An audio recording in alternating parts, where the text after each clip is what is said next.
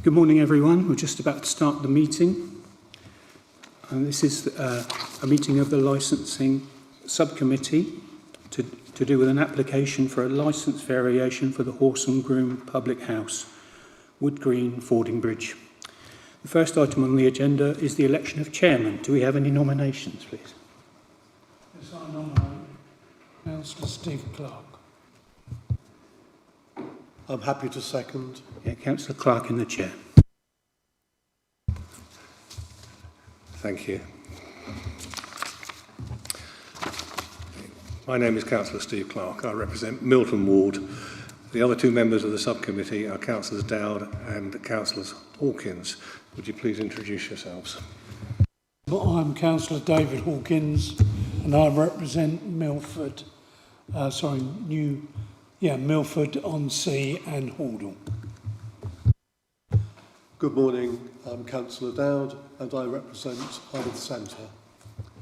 Thank you. In front of me is the legal advisor, Richard Davies, and to my left is the Democratic Services Officer, Andy Rogers.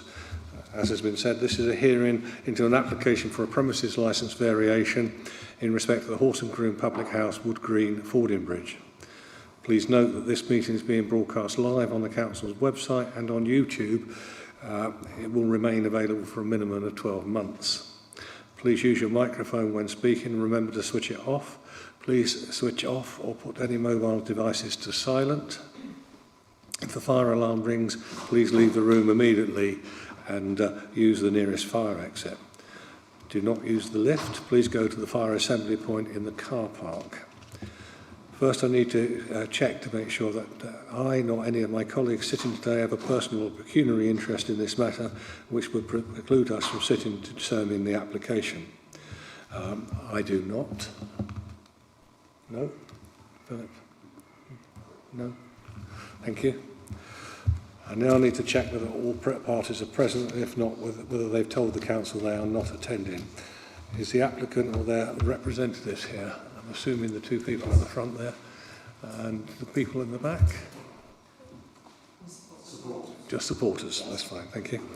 We are expecting Mr. Mark Flanagan and Mrs. Flanagan, as we've said, and we've got Wendy Gregoire, and you're representing Robert Walmstall as well. Mr. Call, and you're representing Anne Walmstall, thank you. Amanda Wilgos, thank you. I won't read out all the names, but we have the names of 4 objectors who are not attending and 10 who have not said whether they are or not be attending.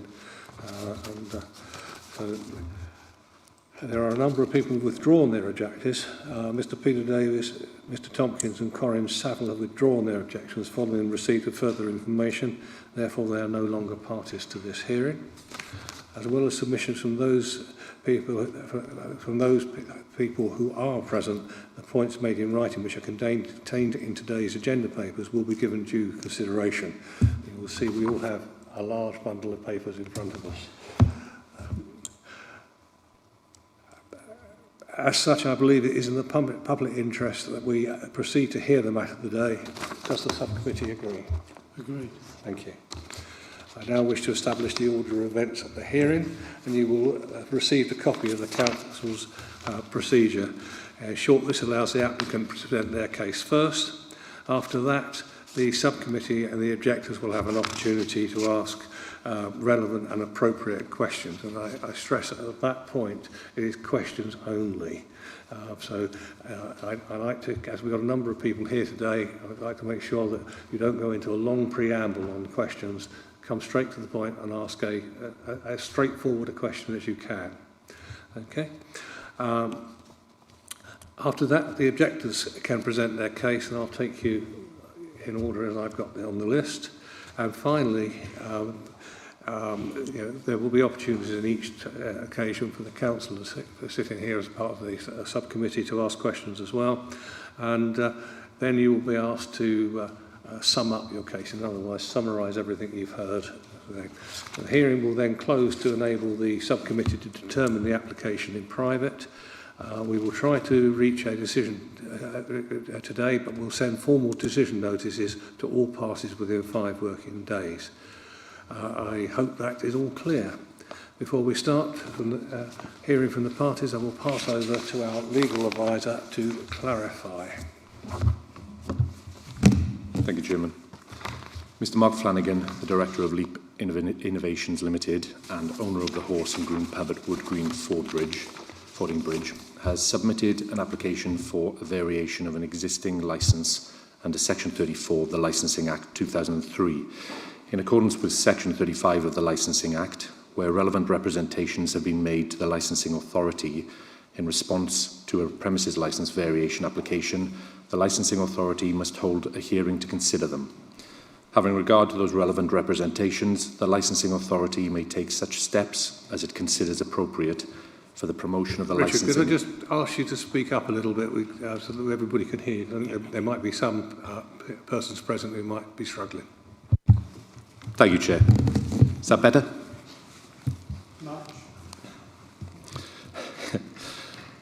Having regard to those relevant representations, the licensing authority may take such steps as it considers appropriate for the promotion of the licensing objectives. The options open to them are outlined for the subcommittee and the parties in the report at pages 8 and 9 of the pack, paragraphs 32 to 34. The report outlines for the parties that the representations received by the licensing authority raise issues relating, amongst others, to nuisance by way of light and noise, both late at night and generally. Those other issues cited in the representations and which are referred to in paragraph 31, page 8 of the report, such as planning and traffic, are not subjects which are relevant to the licensing objectives and therefore fall outside the remit of this subcommittee and the Licensing Act 2003. The application to be determined today relates to the licensable activities applied for only, that is, the extension of the licensed area and the addition of films, and the impact of those licensable activities on the 4 licensing objectives which are set out in the report at page 7 of the pack at paragraph 24. Thank you, Chairman. Thank you. Could I now ask the licensing manager to present her report? Thank you, Chair. We've received an application to vary the premises licence for the Horse and Groom Public House at Wood Green Fording Bridge. Although the garden room, marquee, has a planning permission from the MPA, the area only currently licensed under the Licensing Act is the building itself, as can be seen by the plan attached to the current licence at Appendix 1, page 25. Following a compliance check at the premises, it was clear that in order to use the garden area, marquee and horsebox bar, as the owner would like, an application to vary the licence should be sought, as currently the sale of alcohol or entertainment after 2300 hours cannot take place outside the building itself. The variation proposes that the garden room be used up until midnight for the sale of alcohol, films and regulated entertainment, in addition to the consumption of alcohol when the sides of the marquee are down, classing this as indoors. The variation also seeks to add the showing of films to the licence. During the representation period, we received a number of representations, plus a signed petition obtained by Mr Wanstall, one of the objectors. The village is quite small and the popularity of the premises may cause residents a variety of different issues, which have been mentioned in some of the representations. However, a number of issues such as noise created by films, music and patrons in the outside area, including the marquee, are referred to. Music between the hours of 8 a.m. and 2300 hours is exempt from the requirement to be licensed and may take place through the Live Music Act and other exemptions. However, anything after this time needs to be licensed. To clarify a point, it should also be noted that although the current licence states the use of the external areas for drinking shall cease at 2300 hours, this is superseded by the Annex 3 condition placed on the licence at a hearing on the 26th of September 2005, which says the use of the external areas for drinking shall cease by 2330. The 2300 hours condition should have been removed previously. The applicant has subsequently provided noise management plan and a document signed by those supporting the application. Additional documents also include emails from the parish council and a village resident. They refer to the public meeting organised by the applicant, intended to provide greater detail to residents of the village. Mr Flanagan may explain more about this in this meeting and the additional documents in his submission. This application is brought before members to determine, as we have received objections to the application from residents in the village. Thank you, Chair. Thank you. May I now ask the applicant to present their case, please? Thank you, Chairman. So, very quickly set some context of the Horse and Groom. I mean, it's the hub of the community. It's a busy pub and restaurant catering for locals, you know, visitors from far and wide, and of course tourists. We're a big local employer. You know, we employ seniors in the pub. We employ a lot of the youth from the village, and it's pretty pivotal in their development. You know, and that's cited by them and their families, looking at as they build a pathway ahead in life. It's a commercial business, and we use, as far as possible, local suppliers. You know, so that's everything from our food and drink all the way through to our building, our maintenance, our cleaning, our supplies. So again, very much a real core part of the community it serves. We're a sponsor, an enabler. You know, so we sponsor the cricket team, the darts team. We've got Fordingbridge Rugby Club. We deliver subsidised school meals for children, you know, to Bremer School. We have various supports for club societies, and we raise money for charity. So again, part of that real fabric of the community. As far as how we're run, we were finalists in the Great British Pub Awards 2024. So we've got some externally, you know, referenced credentials, if you like, from independent judges to show that we are a responsible pub and we're run well and we're doing okay. Very relevant for today. We have 4 personal licence holders on our staff, you know, as we speak, with the 5th one going to start the course in September. So very important when it comes to the application of licence and objectives, that it's not just myself, you know, that I actually have a team, you know, of qualified licence holders to try and uphold those objectives and apply them with rigour. And just finally, you know, my wife and I, we've owned the pub for over 2 years. We've lived in the village for over 6 years. We're very active in the village, you know, even before we had the pub. I'm actually an elected parish councillor, and I'm also the police liaison. So I'm very, I would say, tuned into the challenges and needs of the village. But that sets the context, if you like, for what we're going to talk about now, which is a summary of the application that Christa's kindly outlined. I mean, in some respects, I'm surprised we're here because it felt like operational housekeeping. You know, things that have been done for many years, like taking payments in the garden, it's done, you know, in pubs, in the forest, countrywide, and it's just a standard practice.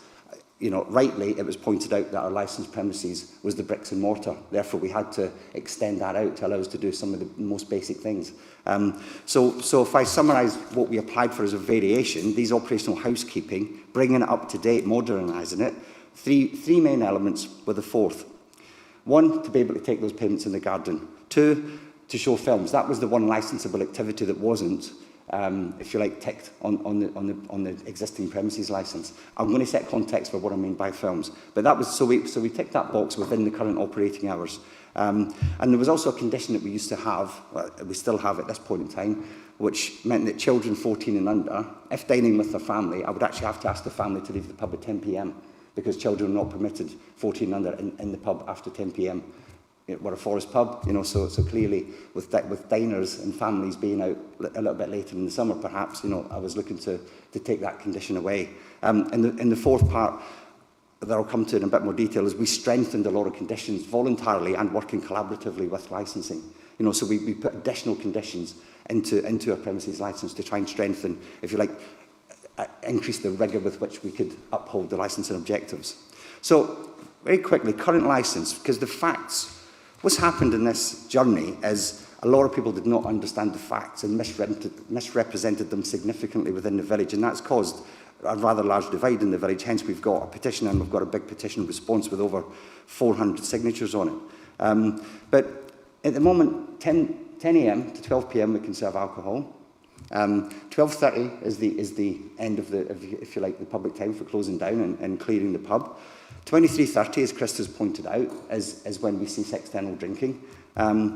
The children I've mentioned, and then the premises site plan, if you like, is the red line around the bricks and mortar. The marquee's got permanent, it's got a certificate of lawful development, so it's a permanent feature of the pub, the 50 square metres that's allowed, and it's an integral part of the dining experience, and it's also used for other events and support for the community. So that's the existing licence. When I tried to summarise at the public meeting that I probably had 100 people plus attending it, to try and put the facts out there and let people make their own mind up based on facts alone, on what we were actually looking to vary here. The opening times, absolutely no change at all to opening times, Mr Chairman. On the regulated activities, the films, put this in context, we ticked indoors only on an occasional basis. What the village believed was going to happen was Wood Green was going to become Hollywood Green. It was going to have a huge external screen. We were going to be showing films to midnight every night or beyond. 1 o'clock I had someone. Not the case. Simply showing films indoors on an occasional basis. So, for example, in the run-up to Christmas, we would show Elf to the children that come in to dine with their family. Subject to the right copyright licensing, but we can't do that because that's showing a film, you know, in our commercial, in our public environment. So we know we couldn't do that, so we were bringing it all up to date. That's the context of films. The riding clubs that come, they want to see Black Beauty. They want to see a film about a particular method of horsemanship. You know, we can't show that unless we've got this licensable activity ticked. Very simple things. Even the most recent suggestion was we show a film about how to use the village defib because, you know, there's a lot of elderly residents in the village, we may need it. We could show films that are really informative and beneficial to the community. That's the context of ticking the film's licensable activity box, not competing with the Regal Cinema in Fordingbridge or the Salisbury cinemas. Just completely out of context. That's all we're talking about. The children I've already mentioned. We just want families to enjoy the pub. You know, we are a destination pub. You know, it's good for the village. It's good for the houses in the village. It's just good for the general health of the village. You know, so I don't want families to have to leave the pub at 10 p.m. because they've got a 14-year-old if they're happily dining and finishing off the meal. So I just wanted that condition removed. That was one of the variations. And then the ability to take payments outside. You know, we get dine and dash like everybody does. Maybe not as much as some pubs, but, you know, to be able just to have the convenience of taking payments after a family has lunch in the garden, you know, before they leave, rather than send them indoors to our till point. It just seems very straightforward. Practices that have been exercised for years at the pub before I owned it, I'm just bringing it up to date. That was simply the variation. The marquee, which causes a lot of contention, it is a permanent feature, as we've outlined, and that was granted in 2023. We use it primarily as a dining, an extended dining area. Therefore, we wanted it to be regarded as inside for two reasons. One, it meant we can show films in there, because I ticked the inside box, not the outside, or both. So it would allow us to show, because we have a screen in there, we show the rugby, you know, we watch the Lionesses, you know, come home to victory. You know, so it's used by clubs, societies, community, you know, very regularly. And we want it to be regarded as inside, you know, so that we can show the films as such, but also so that we can, again, finish off the dining, if you like, beyond that kind of 11 o'clock, you know, cut off at night. We could take payments, you know, that not regarded as the garden, but it be regarded as inside. Therefore, we could continue to take payment for people finishing off the meals at night. So that's really the context of the variation. At the public meeting, we tried to outline things that Chris has already confirmed. For example, the Live Music Act that was updated in 2015, deregulated, you know, the playing of music between 8 a.m. and 11 p.m. That was not understood, I think, by a lot of residents in the village. So we tried to outline that we understand the law, we're trying to work within the law, and most of our events, I mean, they're occasional. You know, we're not a live music venue. We don't have music every weekend, but we do have clubs and societies that come. We do have engagement parties, weddings. We do have wakes, more so than you know. But that's part of being a community hub and a community pub, as we accommodate these people, and that's what, you know, the pub, I guess, excels at, and that's why we've been recognised externally as we're a true integral part of the community. So in support of that, you know, we. And actually, let me finish off by saying the conditions, because this is a really important part. Voluntarily and in collaboration, we did things like really apply more rigour to our Challenge 25 policy, for example. You know, previously we exercised it. On the 23rd of May, we had an unannounced visit, 2 police licensing and 2 licensing officers, because they'd been notified that there was potential underage drinking at the venue. Not a single underage drinker was found that night. you know, after that, you know, visit by licensing. But what we did from that point on is we said, although we apply Challenge 25, we did not have a refusals book behind the bar. It was never there before we bought it, and we carried on with a lot of the practices that we inherited. But we've since introduced that. We're increasing the coverage of our CCTV so that every area where you can consume alcohol you know, is covered by CCTV. We've got partial coverage at the moment. We're introducing things like, I've increased the licensing, the number of people with personal licensing. We're also committed in the conditions which are legally going to be attached to the premises licence if they're approved, you know, so that we will train. Everybody that serves on our bar will be trained twice a year, and they will do a test, and we will capture the evidence of that. So I think the incident book, you know, we've got a much more stringent incident book that, because it's pretty empty, not a lot happens. You know, there's one incident that was referred to from a long time ago. It was actually a seizure, not an intoxicated young girl. But I noticed in the information there's a reference to a 17-year-old girl intoxicated and hospitalised. Actually, it was a seizure from a known health condition, from a young lady drinking J2 who was with her father. So there's some things that are just out of context. But we've got a much more stringent set of conditions, I think, in place than were there previously proposed in the variation, in addition to the 3 housekeeping elements. So then in support, we've got in the pack, as we've outlined, you've got a noise management plan. If people want to refer to that. So again, this was working with Craig in environmental health, you know, from several months ago, from really an event where a wedding went on, being very honest about it, it went on beyond 11 o'clock. Now, at that point in time, we considered the marquee as inside. That was our understanding. It was an inside space because of its permanent planning status. But we since clarified, again, through working with the team, you know, that it presently is regarded as outside. So we know that some music went on a bit too late. It was somebody's wedding. They turned their own music up, and it created an issue. And we did in fact get you know, a noise complaint, the one that we've had in over 2 years. And then we worked closely with Environmental Health Noise to do things like create this noise management plan, which again strengthens our approach to trying to work proactively with our team and with the village to try and make sure that noise is mitigated and managed. You know, and we've got these extra procedures in place. When we explained the facts at the public meeting, people were amazed at some of the misrepresentation of what we'd asked for that had occurred in the village. Absolutely amazed. And not driven by me, driven by locals. You know, over 400 people signed a counter petition, which essentially, or apparently it's not a petition, it's a communal representation, but it was referred to petition by licensing. But the counter one laid out the facts like this very clearly, and people could voluntarily then say 2 things. 1, I understand these and support them. And 2, I believe the pub is run responsibly. That was the questions that were asked, and over 400 people in the space of a few short weeks signed that counter petition to say we support the changes and we support you as a pub in the village. You've seen a letter in the pack from the parish council. Again, you know, I'm a councillor, but you know, I step outside of that if there's any discussion where I've got a vested interest, as you would. And they've outlined 2 things. One that there was a lot of misrepresentation, because that's the feedback they've got and they've experienced themselves, and 2, that they support the changes. You've seen a letter in there from Jeremy Smith, which is just an example of support from the village to say, 1, we did a public meeting, which took, you know, a little bit of bravery to stand in front of everybody and put the facts out there when there's a lot of ill feeling maybe towards the pub at the moment from a minority group, but we did it. But they said we did it diplomatically, we did it politely, we explained the facts, and they're absolutely fully behind, you know, what we're trying to do in the village every day, but as well as with this variation. So I think overall, you know, that sets some context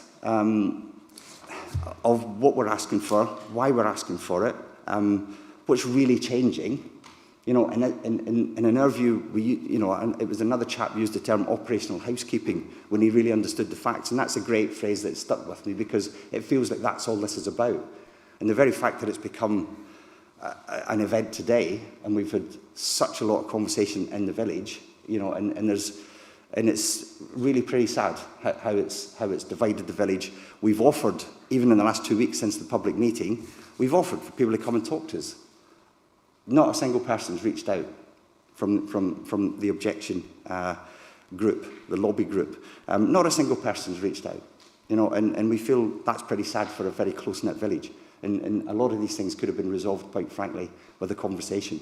about the facts and the why, and then the commitment to work together as a village, which is what we are absolutely driven by as pub owners, as residents, as a local councillor. So, yeah, I think that's context from me. Is there anything I've missed? I mean, the only other point before we hear, you know, sometimes we get misrepresented. We have a village hall also, it's very popular. We don't run the village hall. The village hall has lots of weddings. Those weddings can go on quite late at night, people having fun, you know, having a great time. But sometimes people go, you know, we have staff that go home and the family say, God, what was going on at the pub tonight? It sounded great. It wasn't the pub. It wasn't at the pub. You know, noise does carry in the village, we know that, but it's not always from us. There's big Airbnbs, you know, 12, 13, 14 people, stag nights, hen weekends. They have parties, they have fun. That noise carries, sometimes it's referred to as us. Only 2 nights ago, one of the key members of the lobby group opposing this, now on another night, somebody would have reported it to say, gosh, there was a chap absolutely, completely intoxicated, lying in the middle of the road, blood pouring out of his head. He must have been at the pub. Now, my team, in closing the pub, and I was there, found a chap who was on his way home from residential properties after being extremely intoxicated, head bleeding in the middle of the road. We cared for him for the next 2 hours. Now, that would have been previously regarded, if we had not been there, it could have been construed as that was a pub-related incident. You know, and that's the type of issue that's kind of emerged from some operational housekeeping that we've tried to bring up to date in this variation licence. But we want to overcome that, hence the noise management plan, hence the public meeting, hence the commitment to work together, the collaboration with licensing. You know, I've learned a lot since Krista and the team, you know, came out unannounced on that evening, as have some of my team. You know, Becky's here today, she's got her licence. You know, so we've made a commitment and we've made changes and we've made improvements, and hopefully the village actually sees that. And if you put it in context of a little pub that's popular, it serves the community and it serves it well. You know, and on occasion people have fun there. And sometimes, you know, that fun, we got married a month ago after 15 years, that's another story. But on that evening, some of the staff that were at the wedding went back. Now, the pub actually is one key point. The pub is also a home. We have people live there. So it's their home. So after hours, they might shut down and then have a private drink. You know, that's permitted. It's authorised by me. I own the place, but they live there. You know, our chefs, for example, and some staff. So on the evening of our wedding, they had a private drink, and it went on outside for a bit later than maybe it should have done. But they were just having like a drink at home. But we put our hands up and say, staff, you have to be much more conscious of how it will be perceived. It's not us selling alcohol beyond our licensable hours. You know, it's not customers. It's staff. You know, there in the evening, having a little bit of fun and maybe talking a bit too loudly and laughing a bit too loudly. So just be more conscious, bring it inside, you know, keep the peace if you like. So really that's context from me, Mr Chairman. Okay, thank you, Mr Flanagan. Okay, now move to the objectors. I'll go to Wendy Gregoire first of all. Do you have any questions that you wish to ask?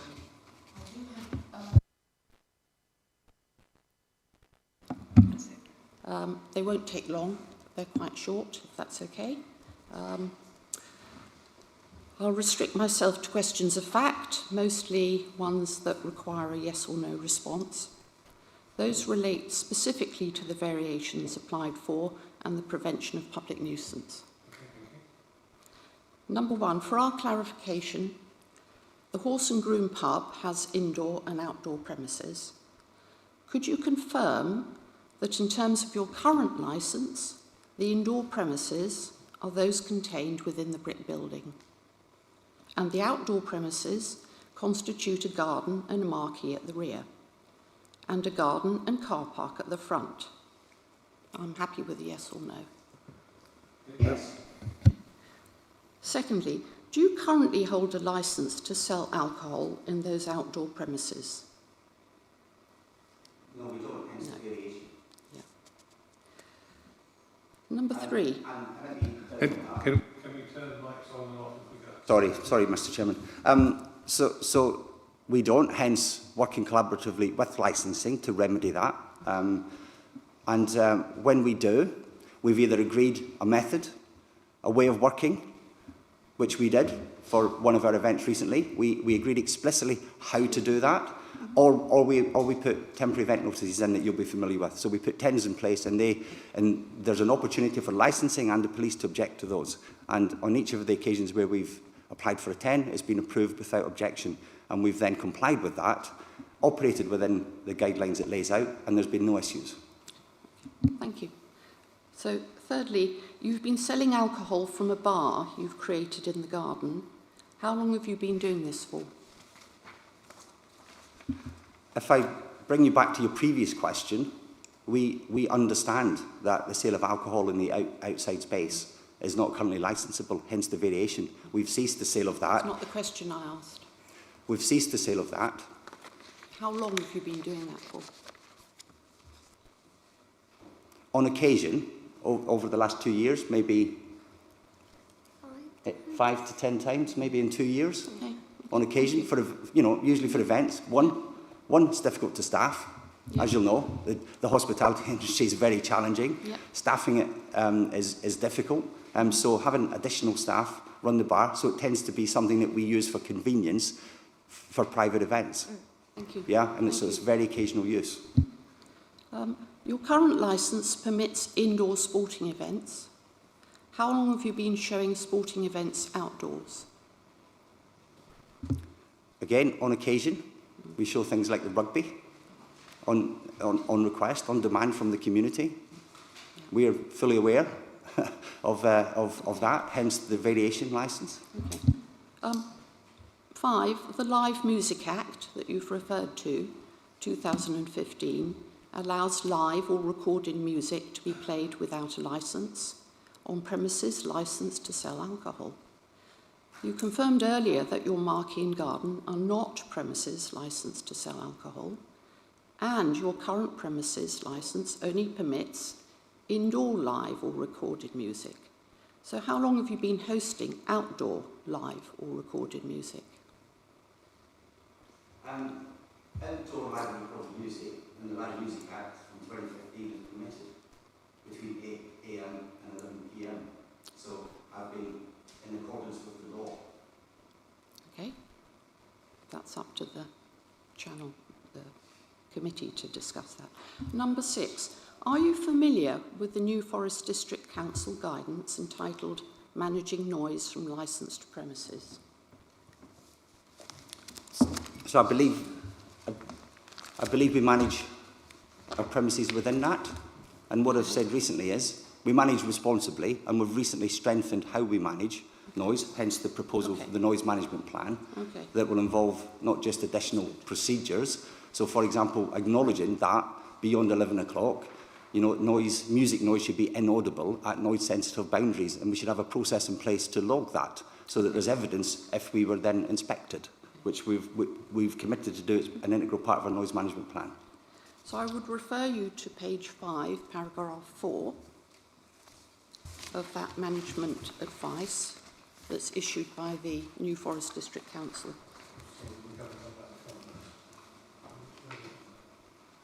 Are you talking about the guidance note, madam? Yes, the we don't guidance. have that in front of us. No, it's, Would you like a copy?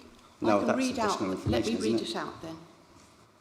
Let me read it out. This states, Yeah, I can't allow you to read that out because it's a question, Okay. and that It's guidance literally that guidance hasn't been submitted. Can I go to my legal advisor just to check where we stand on this? it's a very important point I'd like to make.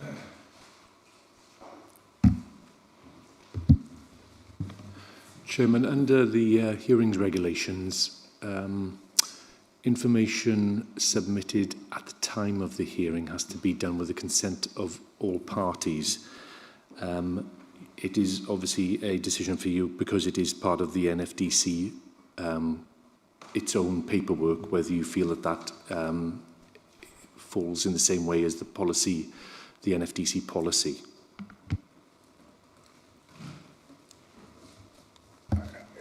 I'm following your I'm guidance. not. I appreciate you're following the guidance, but that's not been presented to us as part of the representation.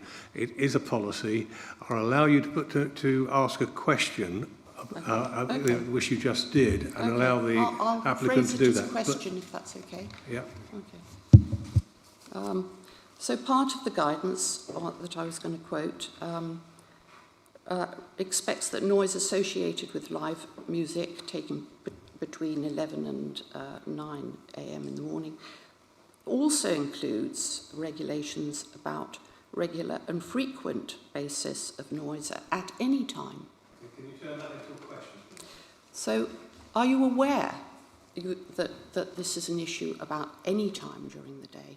I'm fully aware, and you managed to read out your statement that you were asked to turn into a question, so well done. I've worked directly with New Forest District Council. I've worked directly with Environmental Health Noise to construct a plan, to take advice, to listen and apply.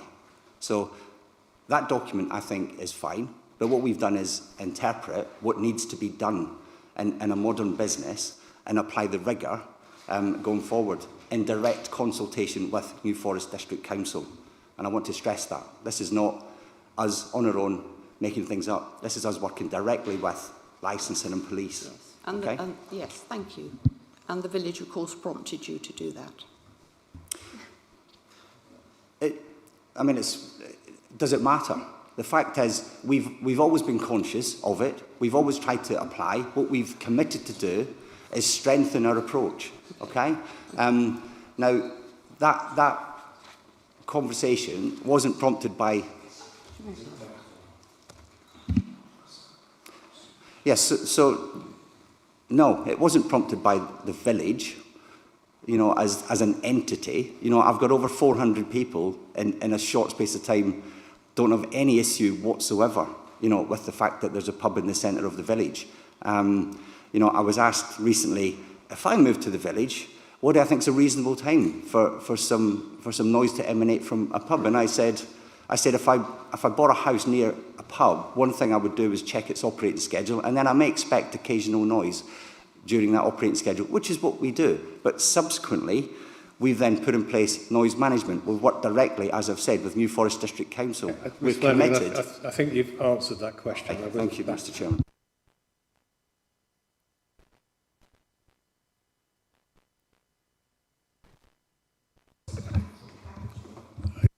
Okay, I've got to stop you because it's not a document that's in front of us, and I'm not sure what you're referring to. Okay, I'm going to refer to the special qualities that define the New Forest, of which tranquility is one. On the face of it, doesn't relate to the licensing application in front of us. I'll go again defer to my legal advisor to advise me on that.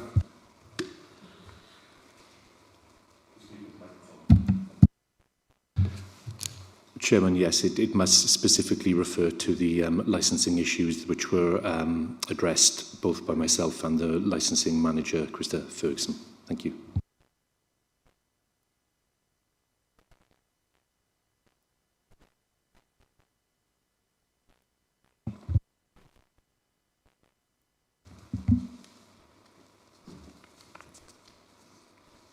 So I suppose it's a general question in that case, that following the fact that we're in a national park, it appears to be a fundamental rule that demands which can be met elsewhere should not be accommodated in the forest. I've got to ask you to ask a question that's So do you relevant. think that the things that the activities that you are planning and have put on over the last year or so could have been more appropriately located elsewhere, outside the national park? No. Okay. Why not?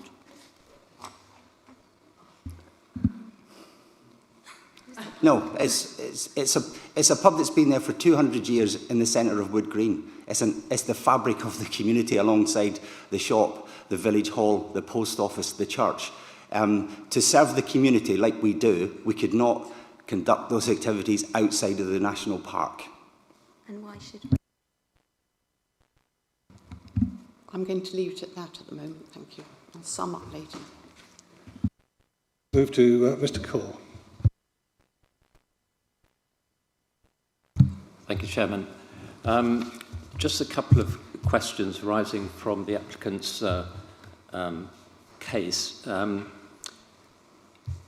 Is the applicant aware that the Village Hall has strict closing requirements to close at 11 p.m. at night?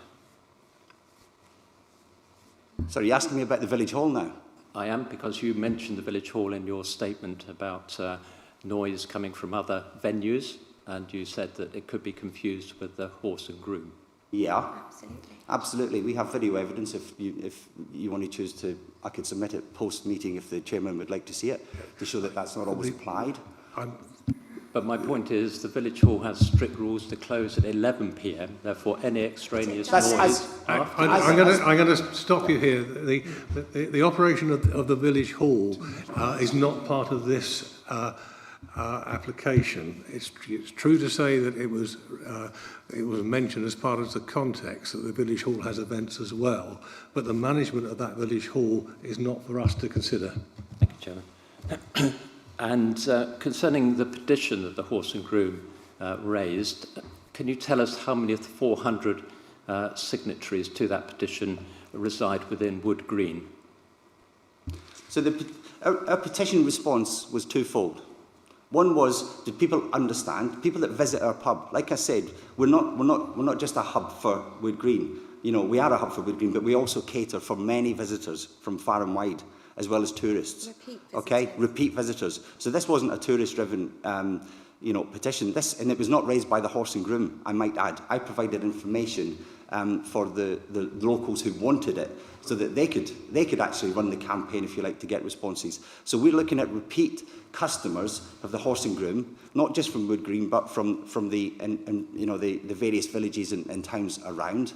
And it was twofold, like I said earlier. One was, do you understand the facts in front of us, these operational housekeeping aspects of the variation to our current licence? Do you understand that fully? And have you asked questions, and have they been explained to you? And do you support them? And the answer was yes. And the second fold was, is our pub run responsibly? Let me read out what's on it. In fact, it's on a separate page. Essentially, is our pub run responsibly, in your opinion? A very open question, but that would involve, does it generate further widespread crime? I saw since retracted, I noted earlier from one of the objectors, further widespread crime. Is it really some drugs then?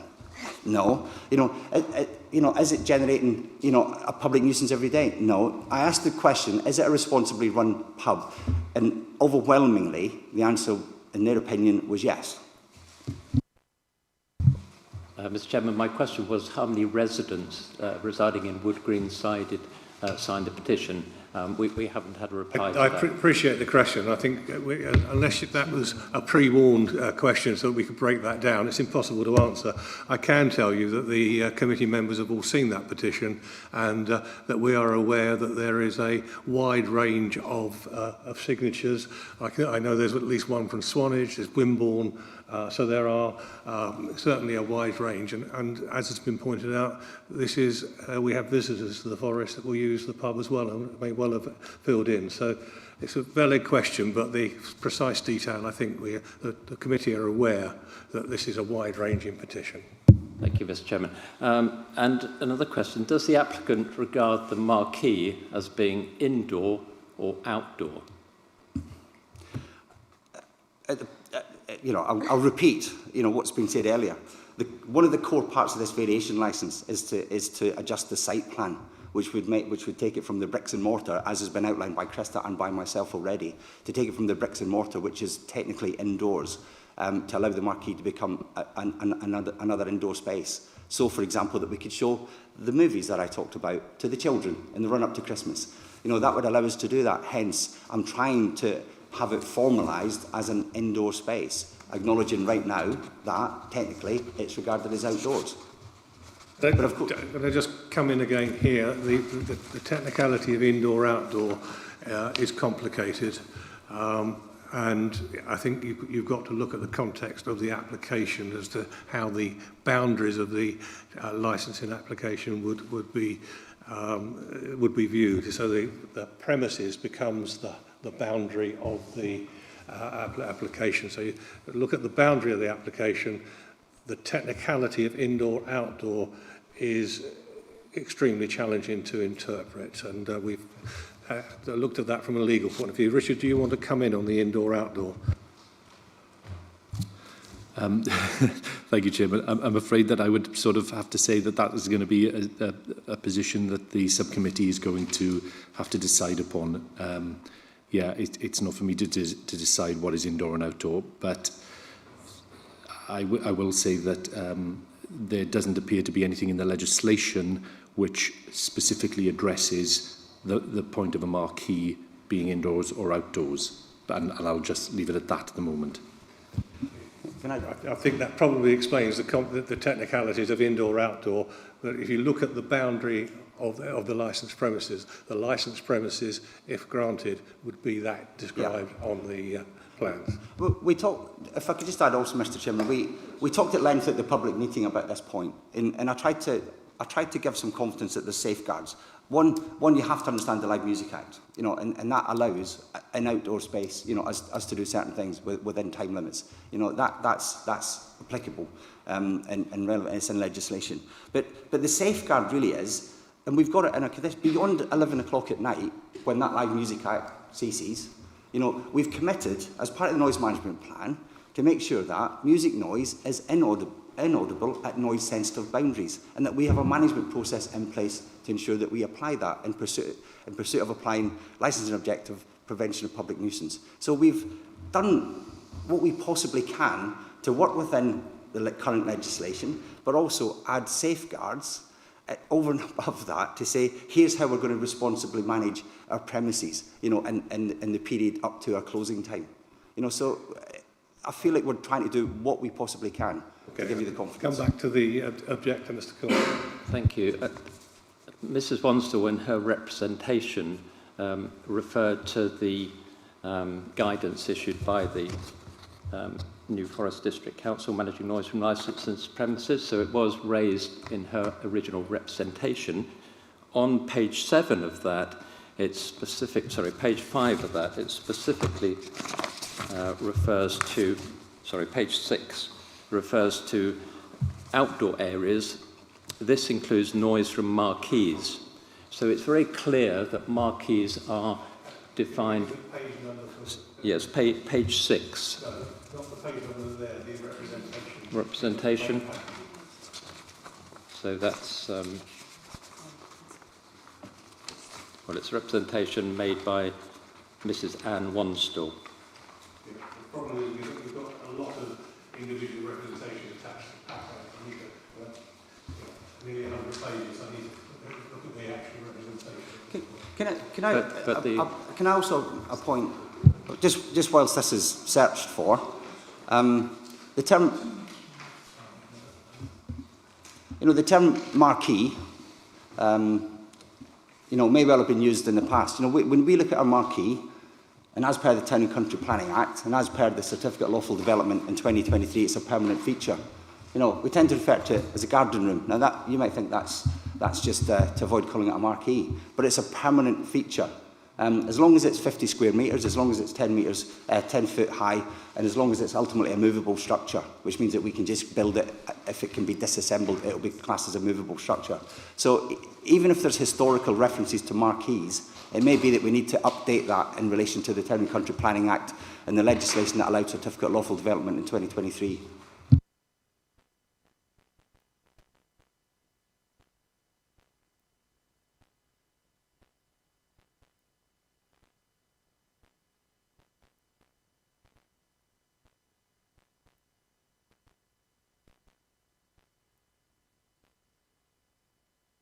Just wanted to check the actual representation there, because you appreciate there is a a lot of information in there. Trying to remember an individual paragraph is quite difficult for us. Now, I accept that the reference is there, but in terms of the questions about the noise, I think that question's been put a number of times, and Mr. Flanagan has answered a question about whether he's complying with noise, and his answer to that is that he's been working with NFDC to come up with an acceptable noise management plan, which is submitted in the pack, and that has been done in conjunction with NFDC. Thank you, Mr. Chairman. Can I just ask the applicant, does the marquee have any noise insulating properties?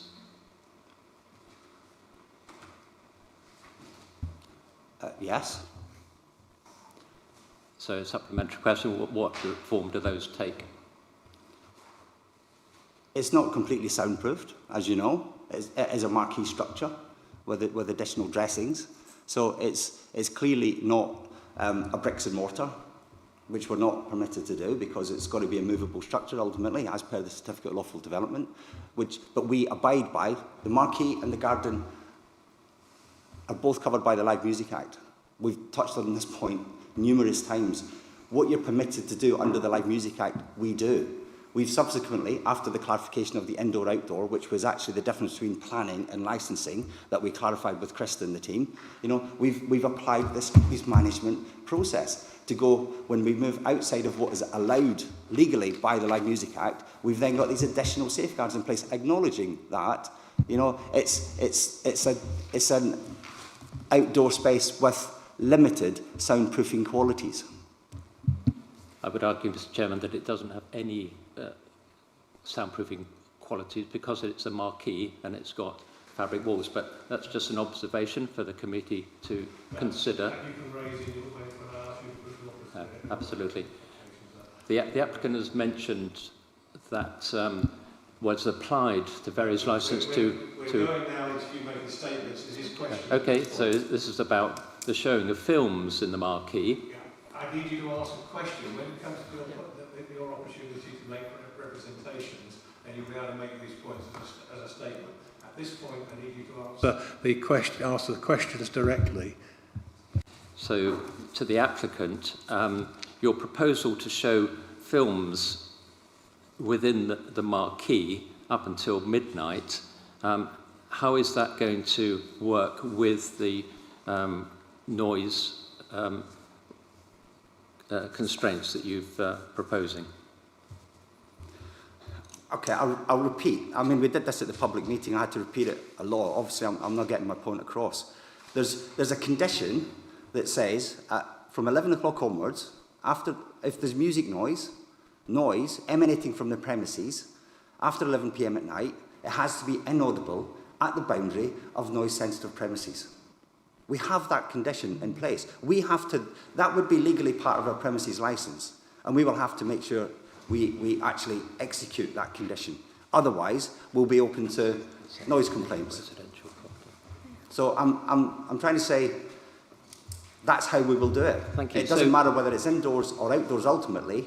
We're still going to have to make sure that beyond 11 o'clock at night, and our pub closes at 12:30, remember, after the sale of alcohol at 12 o'clock, but we're still going to have to make sure that noise emanating from our premises after 11 at night is inaudible at the noise-sensitive boundaries, which is the guidance. So to be absolutely clear, although you've been showing sporting events in the marquee without essentially agreed in your licence, you're now proposing to show films, but from 11 o'clock they will be silent movies. There will be no music or soundtrack associated. It's a great idea. Maybe we could do that. Silent discos, silent movies. We're in danger here of ending up arguing each way, and I'm going to take that out. I think questions about the noise have been asked, and I'm going to say I will not permit any further questions on noise. That's been answered quite a lot. Okay, thank you.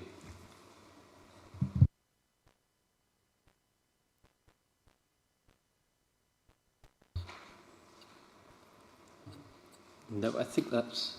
No, thank you. Now move to Amanda Wilgoss. You have any additional questions, and I'd ask you not to repeat questions that have already been asked.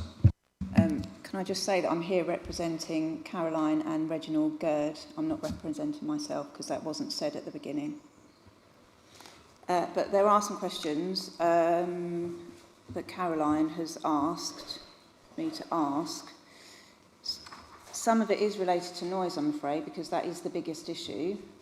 But in a noise, well, there's two questions. One, where are the noise-sensitive boundaries?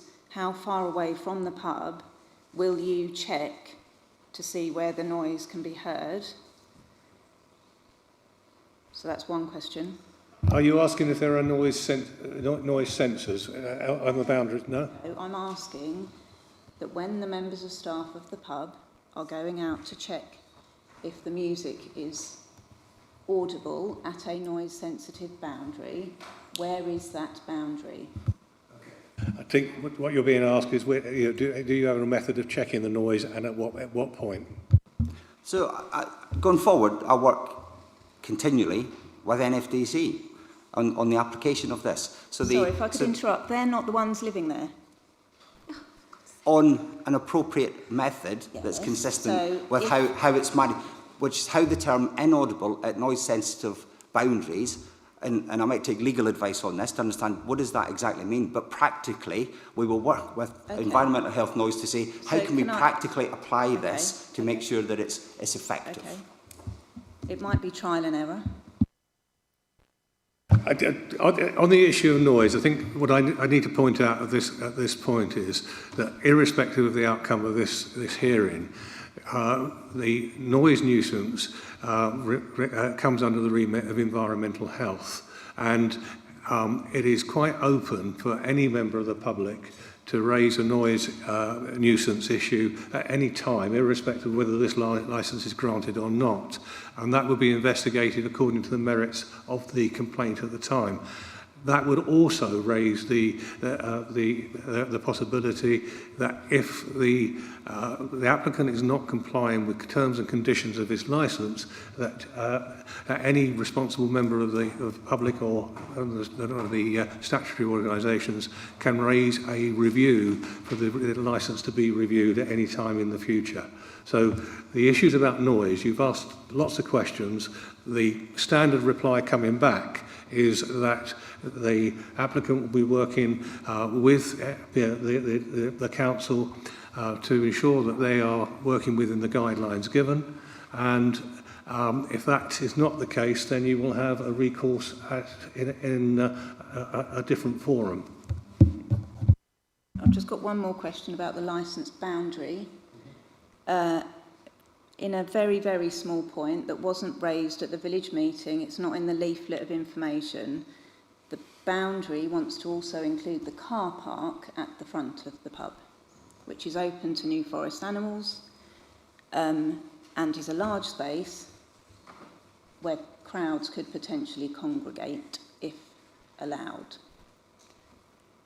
What will the landlord do to mitigate that if he's given permission? And what will stop future landlords potentially exploiting that if the boundary goes beyond its existing?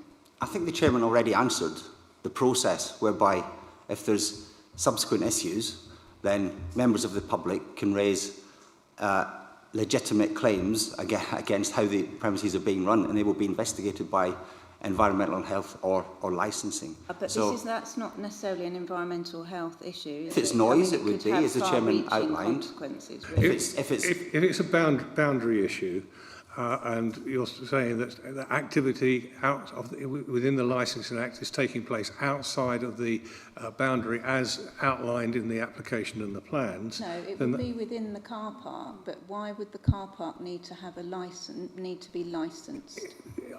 That's a question that would be a matter for the applicant, at what point the boundary would be. The application is highlighting the boundaries within that they wish to have included within the licence. Although I've looked at the plans, can I go to Krista and just confirm where the car park sits within the boundaries? It's in the red line that was proposed. Yeah. Again, let me add, it's in the red line that's proposed, so it's clearly documented in the public information. Very clearly that documented. information wasn't available to everybody. The appendices were not available to everyone. That's a process issue, I think. We need to take up with NFDC because we made everything available by... It was available, I'm hearing, because other people... Available when the hearing was announced, but prior to the hearing and prior to the deadline of the consultation period, it was not available. Did you consult with NFDC to seek information on site plan adjustments? I've got the main pack in front of me. The red line on page 29 clearly shows the full boundary. Yes. So that's available now, but it wasn't available during the consultation period. I'm going to have to go to the licensing officer. Just to clarify that documents are provided online, but if there is anybody who wants to see any of the documents or further information on, they can always contact NFDC, and that is at the bottom of the public notice, and it's also on the public notice that's published in the newspaper.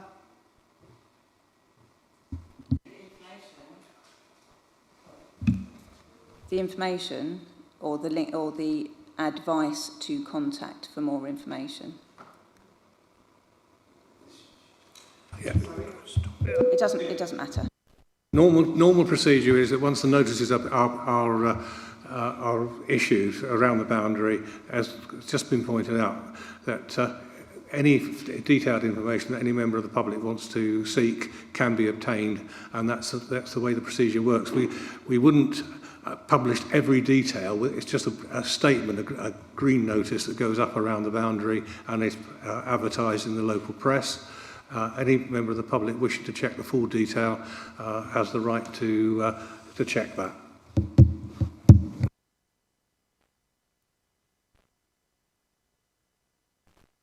Councillors, do you have any questions you want to ask? I'll go to David.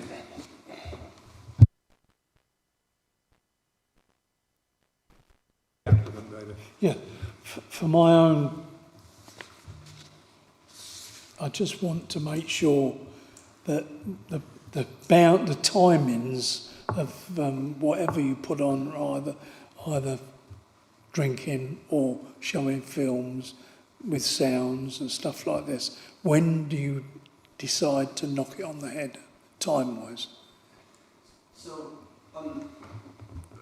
we take it into two parts. So the drinking, we can't serve alcohol at midnight. Rarely do we do that because we want to get home, our staff want to get home, but it's licensable to midnight, but we rarely do that.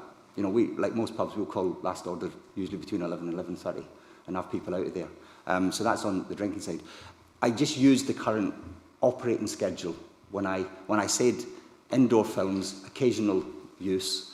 I just had the same operating schedule. That's why it went from 10 a.m. to midnight. No real intention of ever showing a film to midnight, with sound or otherwise. So that's much more likely to be an earlier part of the evening, maybe up to 10 p.m, for example. But the flexibility would be there, but with the safeguards beyond 11 o'clock, that it has to be inaudible at the noise sensitive boundaries. So we would probably say we would never really intend beyond 11 o'clock to have anything in the film remit. And on the drinking, although we can, we don't generally do it to a full licensable operating schedule. Does that answer your question? Okay. Yes, I think there was at the heart of that previous question, I think it is worth clarifying why the boundary needs to extend to the car park. And just to give a rationale for that, I think would be helpful. Thank you. No, that's fine, and I was going to offer that up actually anyway. So the real reason for this is we support local businesses. So I've got three examples, which is my rationale. Three examples it's based on. One, I work very closely with a local chap who does pizza out of his van. That's called Liguri's. Okay, and on occasion he helps us and we help him. So I want the opportunity, if we were holding, say, a weekend event, that he could bring his van in, and if he wanted to sell some alcohol alongside his pizza as a deal for our customers, we could close that car park off. We could have a little event there during the daytime hours, for example. But it would allow the flexibility for him to be able to offer a drink on my licensed premises. you know, with my authorisation. There's another chap, Sean. We've helped him convert his tuk-tuk style thing into a little bar that he's used for his own wedding, and he's offered up for people to use for other weddings. If he wanted to be part of an event or on a weekend, if I was wanting to support him and promote his little venture, I may want him to park outside the front, because it's a very pretty little thing that's all dressed up, and it would allow him to do that. Very, very occasional. And the third example is I support a very local emerging brewer who's still a school teacher, but he's living his dream of being a brewer. If he wanted to do a little pop-up one day and promote his ales from the front of our pub, I'd like to support him in doing that. That's 3, and actually reminded of 4. We have the Hunt. I'd like to use our pub because we're a New Forest pub. So when they come, you know, we would like to be able to, you know, they come and they use the car park on their horses. But again, it gives the opportunity, should we choose to. Now, actually, we don't charge. We give that for free. But so the consumption is in the car park. We've never sold it to them because it's part of what we do is support. But it would give us an opportunity for groups like that, if they wanted to use it more to generate funds, for example, they could sell it. And that would allow them to do it. And the Morris dancers has been put down here. We get the Morris dancers. I think 4 examples is more than enough for us. So, okay. Thank you. Mr. Chairman, would those activities not be covered under a temporary event notice? That's an irrelevant question, because we're dealing with the application in front of us, and that question's been answered. Okay, I'm going to move now to the objectors, and I'll go in the same order as I went before. So this is your opportunity to put your case as to why this application should not be granted, as you're objecting to it. So Wendy Gregoire, please. Thank you, Mr. Chairman. To sum up, we'd like to emphasise that the Horse and Groom pub is situated in the population centre of an otherwise tranquil national park village.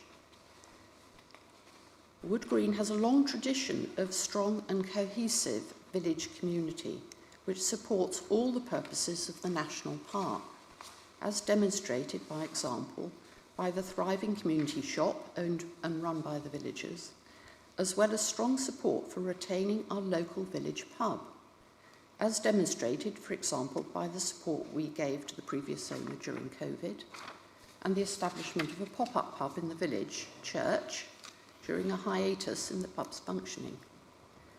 Many villagers in the houses around the pub therefore initially tolerated the distress and nuisance caused by the increasingly loud and frequently noisy festival-type gatherings, which you can see on #TheHorse online.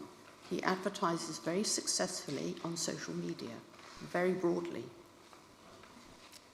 This produces very loud and frequent noise which we can hear over a mile away, apart from the large number of people. The detrimental effect on our lives has become completely intolerable. The requested extensions of the licence will only make matters worse. The Verderers' policy on tranquility seems particularly pertinent here. Any new and expanded uses should not be permitted unless there is absolute certainty that it can be accepted without damage to the special qualities of the New Forest, including tranquility, which is, as the Verderers state, is exceptionally important. And we include wildlife in this, and I can talk about the local hedgehogs as well if you wish. We therefore respectfully request that the committee refuses these extensions to the current licence, and that the conditions of the current licence be enforced to prevent the unbearable public nuisance, particularly to the very close local villages, and the environmental damage that it is causing that contravenes the policies of the Verderers and the objectives of the National Park. Thank you. Do you have any questions? I'm just, we were considering all of the other pubs in the forest. That's a statement you can make when you sum up. Questions? How frequent? I'm aware of one complaint that I accept in over 2 years for the wedding that I referred to earlier, where we actually at the time believed the marquee to be an indoor space, hence it was within our... So accepting, but that in terms of... You used frequent. We've had one festival in 2 years. I'm going to summarise your question. I think your question to the objector is how many of these complaints have been recorded and reported?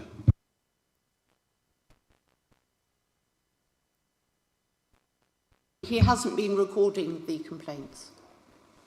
When we talk about recorded complaints, these will be that were issued to the Environment Department, so they're properly reported complaints.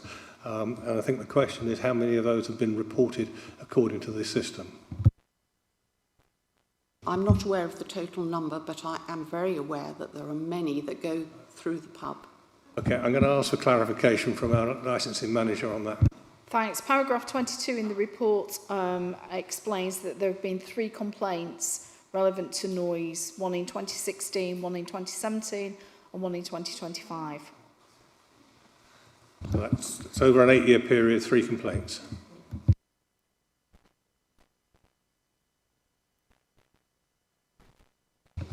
Go to Mr. Cole. Thank you, Mr. Chairman. I'm representing Mrs. Wanstall and refer to her written representation that the committee will have received and read. So I'd just like to highlight some few points from that. Just to be aware of the very close proximity of some of the residential receptors to the Horse and Groom. So where Mrs. Wanstall lives, it's 10 metres away from the marquee, across a public right-of-way, the alley, which is a public footpath that walkers will use. And then there's her garden, which extends across to another public right-of-way. Now, Mrs. Wanstall's hobby is gardening, and she regards her garden as her sanctuary.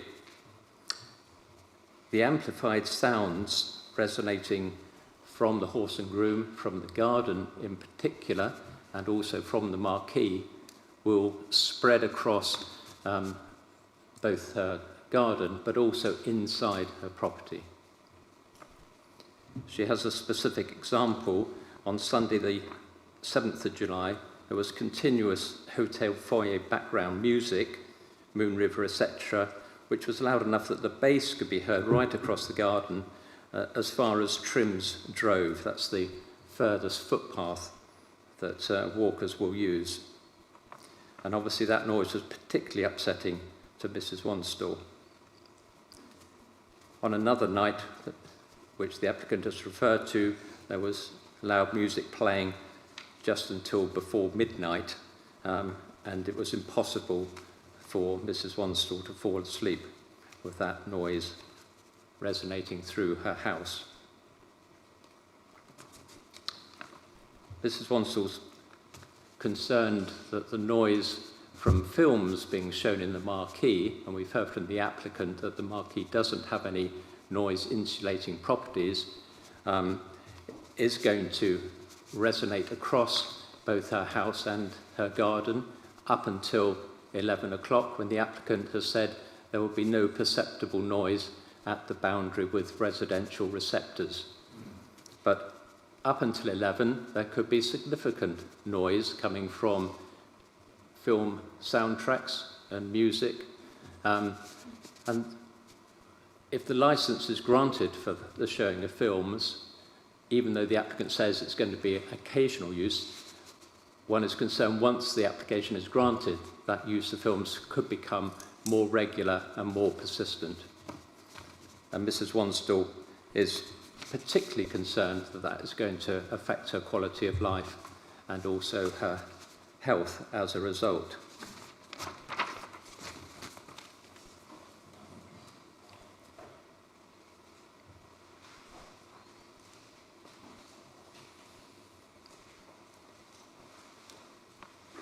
I think linked to that is the concern that if the licensed area is extended to include the entire garden area and an outdoor bar is established there that can sell alcohol, that can also increase the amount of noise and disturbance that she'll experience in her property. I've already referred to the New Forest District Council managing noise from licences premises that she's referred to.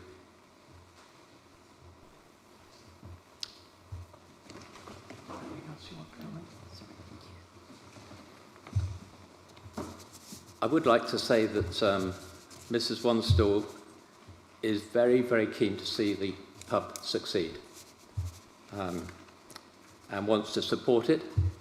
I think she is a little upset that there wasn't more communication from the applicant with her. And the applicant's referred to the fact that none of the complainants have approached him, but I would turn the table the other way round. I think the applicant should have approached the residents from when he took over the pub, really, had a conversation with them because they live in close proximity to the pub and are going to be disturbed by it. They're not NIMBYs. It's already in their backyard. They have to live with the pub. And I think fundamentally, why is there a need to extend this licence from what has already been agreed? So I'm sure the committee will sort of weigh up all the pros and cons. So thank you. Mr. Any questions of this subject? No, only to reiterate, I mean, No, don't reiterate the question. just...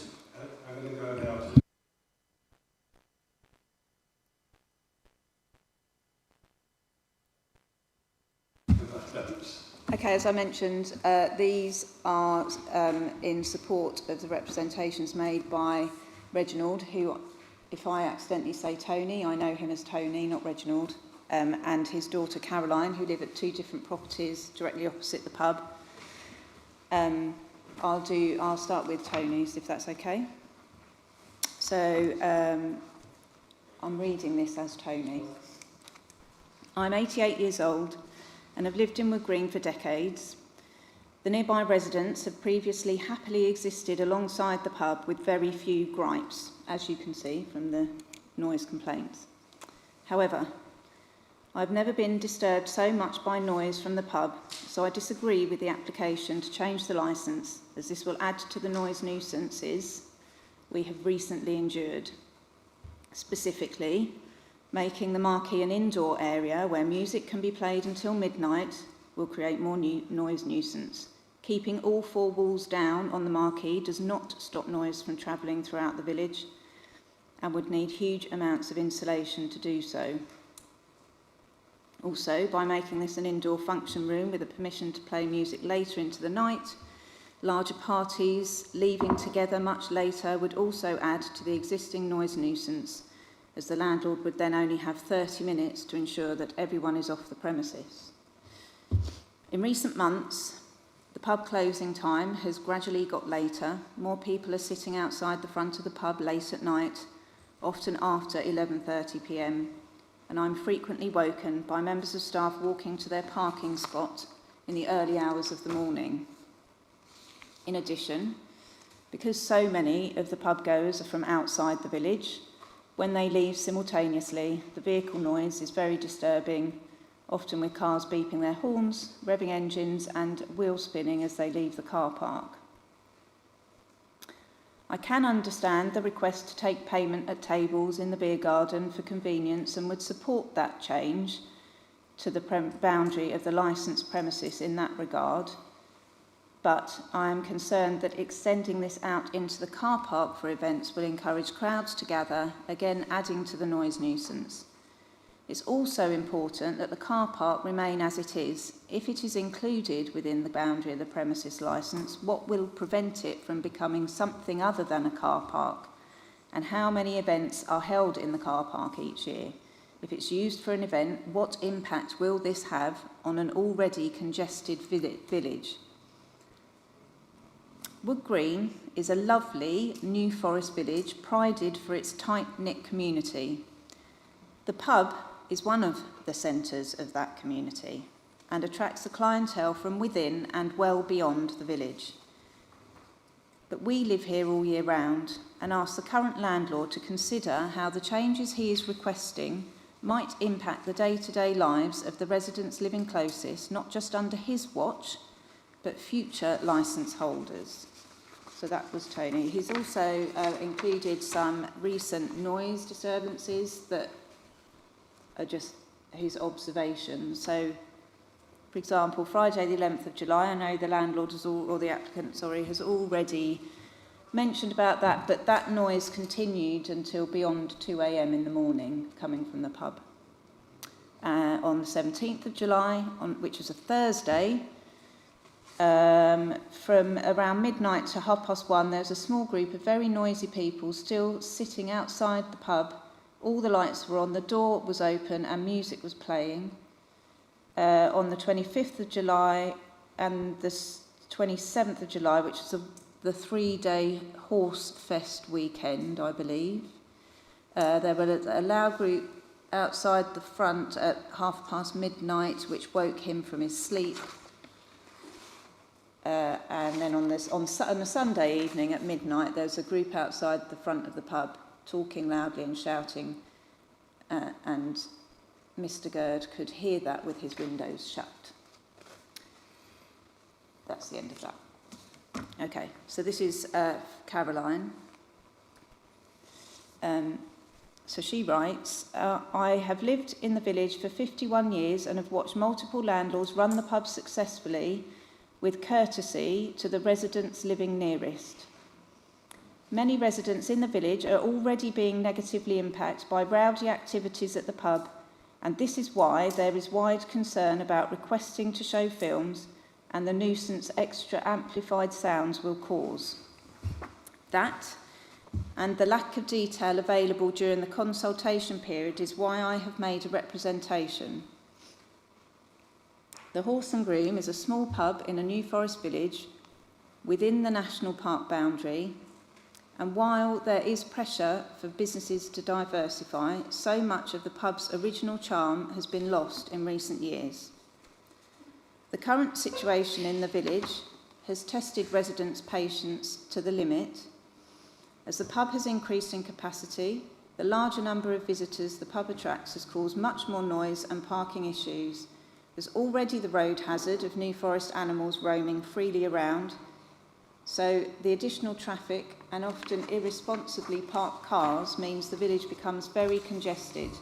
It's difficult to walk around the village safely and cross at junctions at these times, as there are no pavements in the village.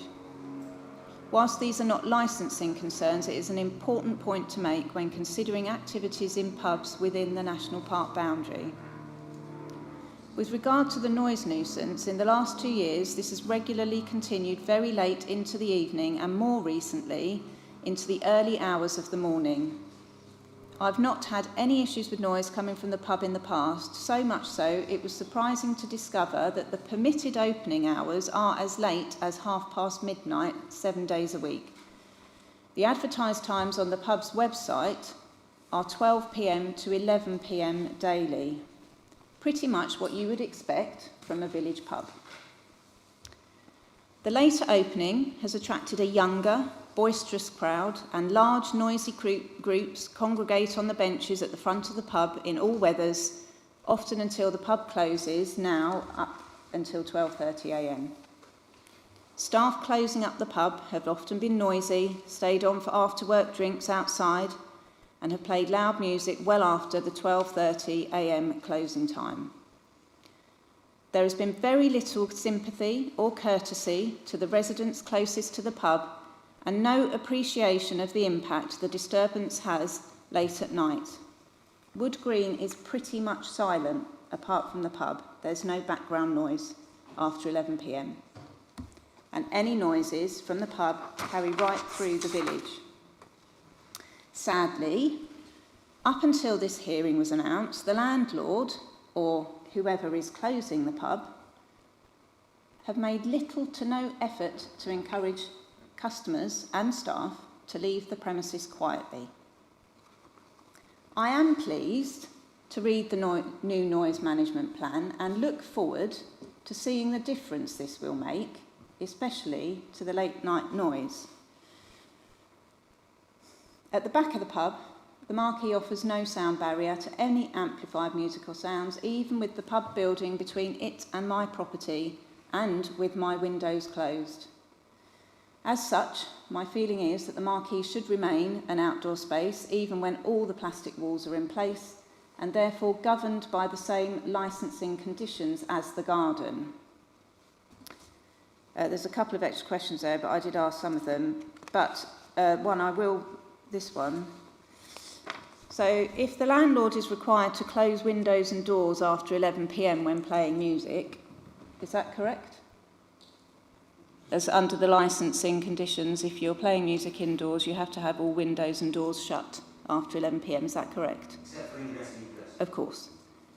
But that means that the door only opens as somebody walks through it. I understand. How can the same level of sound protection be achieved in a plastic tent? I'm concerned... Sorry, I thought you finished. Sorry.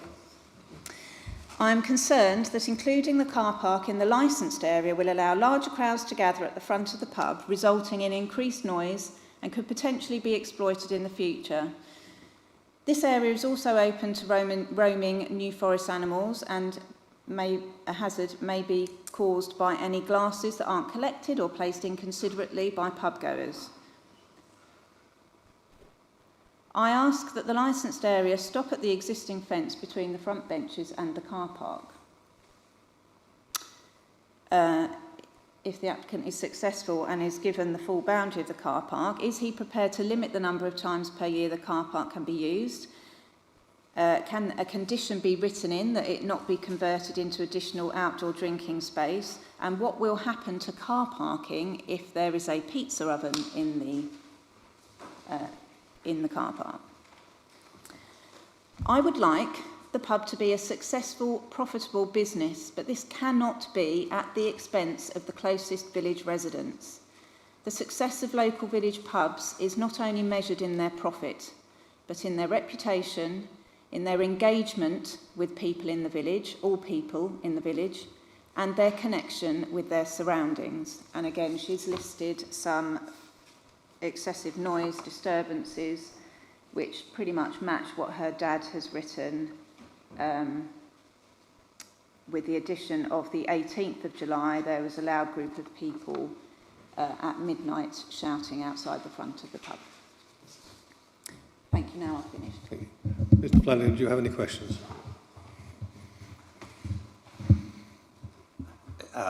No, I think we'll leave it to summing up. Move to the councillors now. Philip, do you have any questions you want to ask any of the objectors? No, I don't have any questions, thank you. No, I don't have any questions. It's pretty clear. Okay. Thank you. Thank you. I have no questions either. In which case we now go back to the objectors. Each of you have an opportunity to make a final statement. I'll go back in the same order as before. And there's no questions on this part.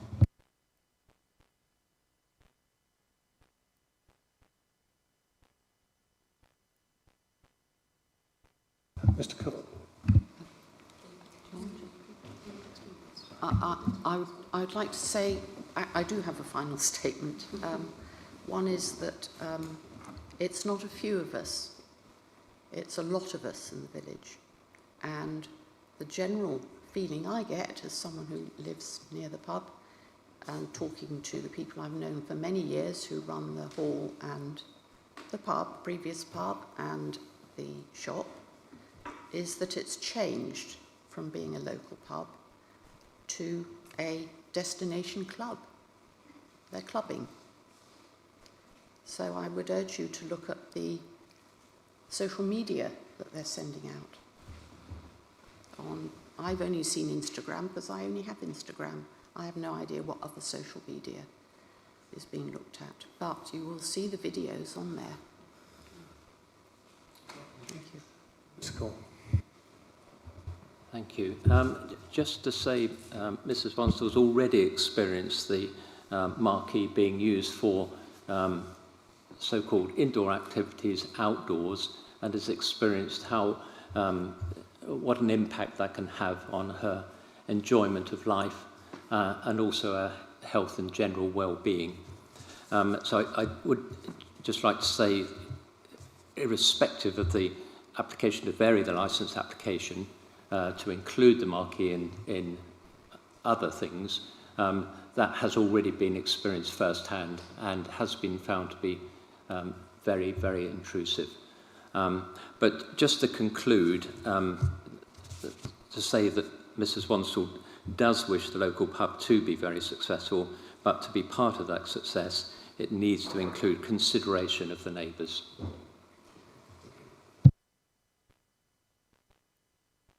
Now go to Mr. Flanagan for a final statement. Thank you, Mr. Chairman. So I think if we just restate, the facts. This is essentially a variation to take payments in a garden, to allow children to dine with their families after 10 p.m. that are 14 and under, and to show the occasional film at very reasonable times indoors, on the assumption that the marquee can be considered an indoor space. Surrounding all of that, we've talked at length on the management of noise.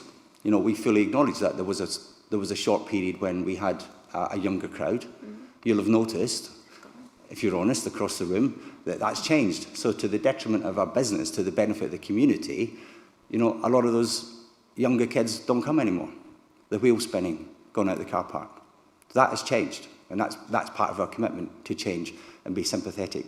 It's been hugely disappointing. I've had to read about drugs, about widespread crime, about intimidation of elderly people. I mean, it's been incredible what we've had to read, some of it slanderous, some of it libelous, and listen to. But we politely laid out the facts at the public meeting, and in response, a number of people declared that they had been coerced, they'd been lied to, in order to sign a petition. Quotes like, "I'm gypsy stock, don't you know?" What does that mean when you're trying to get an elderly resident to sign a petition? Blank sheets of paper have been thrust in front of people to sign. Why is that in front of vulnerable people? But we're more than that. We are a village pub. We're an integral part of the community. We're part of the fabric alongside the other great facilities we have. We're committed to working with the village, and I've tried to outline that as best I can. These were operational housekeeping elements. I raised it at my parish council. I left the parish council meeting, as I have a vested interest, whilst they discussed it. They felt they were so minor and immaterial wouldn't change, actually, what we currently do in a sense of to the detriment of the village, that they didn't feel the need to communicate further. And we didn't feel the need to, I guess, engage all of the residents in what we regard as operational housekeeping for a local business. We've reflected on that, and we, again, at the public meeting said, yeah, we can improve communications, and we're committed to do that. So overall, we could do some of these things under a temporary vent notice, as you've alluded to. That would have less safeguards than having conditions written into the licence. I think Krista would hopefully nod to say that's correct, because these conditions would legally be part of my premises licence. Under a 10, I've got a bit more freedom, quite frankly. But we're trying to do it properly. But we could apply 10s, should we wish. And it's occasional. There's been lots of offens and frequents. I've outlined that we've talked to the staff about some of the after work, and we're trying to be responsible there and increase the sensitivities and the understanding. The noise management plan is critical, and we'll be judged on that. And I think that's really where I would leave it. I don't want this to be divisive in the village. It's been a very difficult period of time for us, for the family. I'm hearing, I could have filled this entire room today. People wanted to come. We said, no, we've had enough circus in the village. I don't want it to carry on into, this court. Let's deal with what we're requesting, put in place the mitigations and the management plans that we've put forward formally. Let's build the conditions into the current premises licence, and let's work together going forward. That's really my closing statement, Mr. Chairman. Okay, thank you. We will shortly retire to consider the circumstances of this application. it's a fine balancing act because people present here do not sit in an environment like this every day and try to explain their cases. So what we try to do sitting up here is achieve some sort of balance and allow you to be heard. But within that, we have to apply some rules and processes. So what I hope is that on each side, you've all been allowed to give your explanations and your reasoning. And what we now have to do is look at the evidence. And there's things that you've said that we have to consider, if that is evidence and whether that's a sufficiency of evidence, and then we have to balance it up with the applicant's rationale and reasoning as well. So that's likely to take us some time. So as I said at the very beginning, we will give a written decision notice within 5 working days. The working days are very important because they're not the working days of a public house. They're the working days of the traditional Monday to Friday. So we will now retire to do that. But I hope you've all felt that you've had the opportunity to put your case. So thank you very much for attending. Thank you, Mr. Chairman.